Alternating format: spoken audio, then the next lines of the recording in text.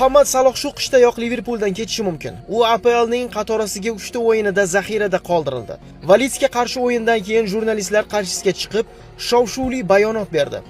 U klub rahbariyatidan hafsalasi pir bo'lgani, unga berilgan va'dalar bajarilmagani, shuningdek, jamoa bosh murabbiyi Arne Slot bilan munosabatlari buzilganini ochiq-oshkora e'lon qildi.